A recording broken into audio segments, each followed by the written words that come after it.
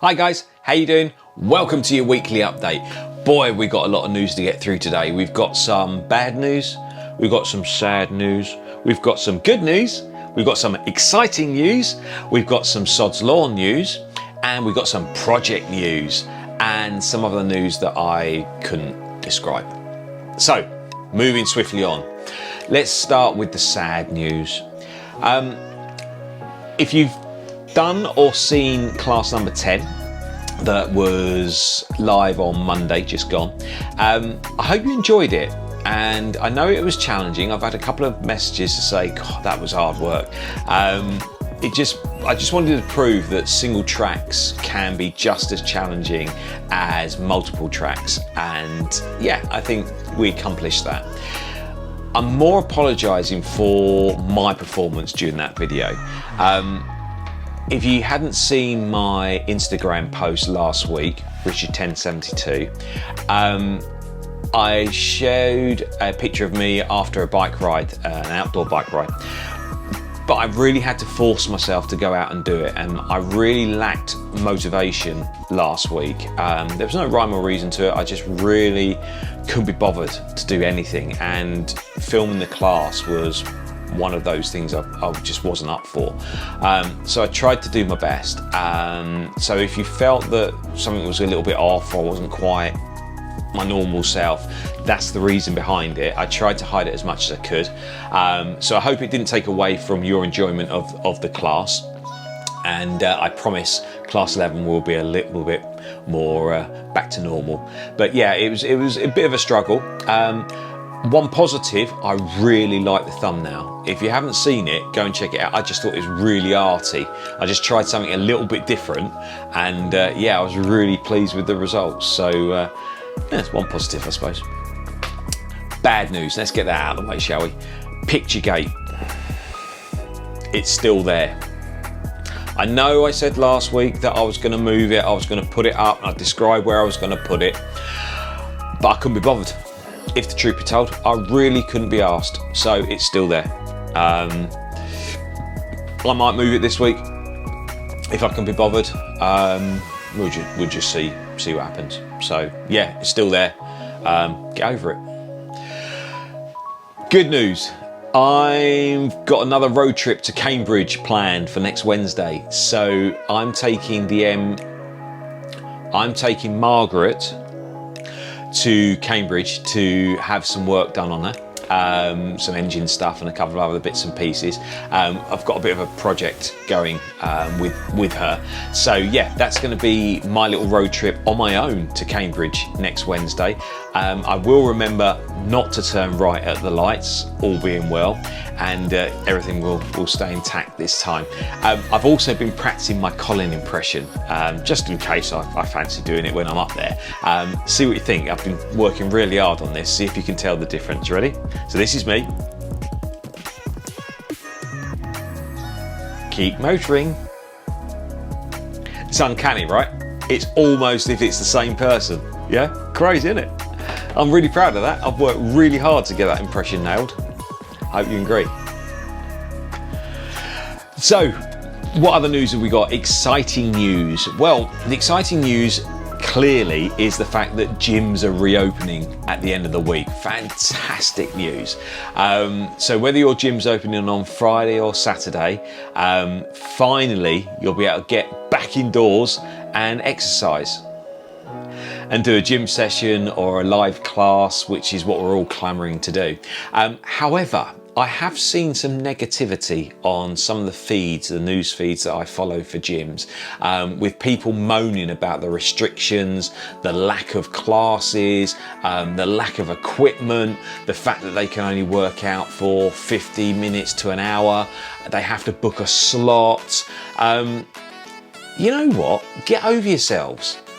The gyms are offering you time to work out that you haven't had for 4 months, okay?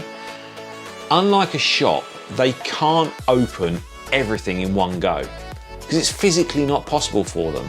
And also they have to follow guidelines set out by the government. Whether you agree with them or not, That's what they have to do. So it's not their decision not to run a full class timetable or to have all the equipment in place and allow people to use it willy-nilly.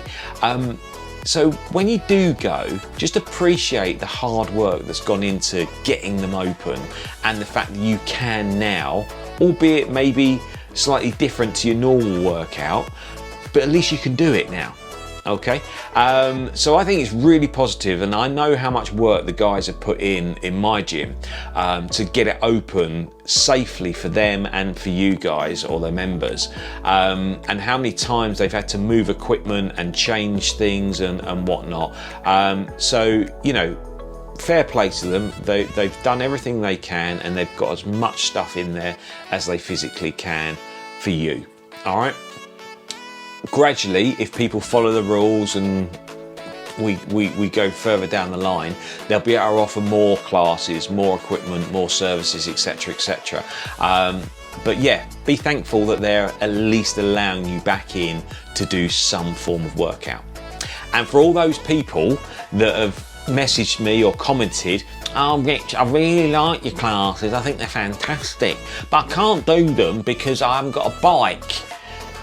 I don't know where that came from, but let's go with it, shall we? Well, you've got no excuse now, have you? Because you can take me to your gym.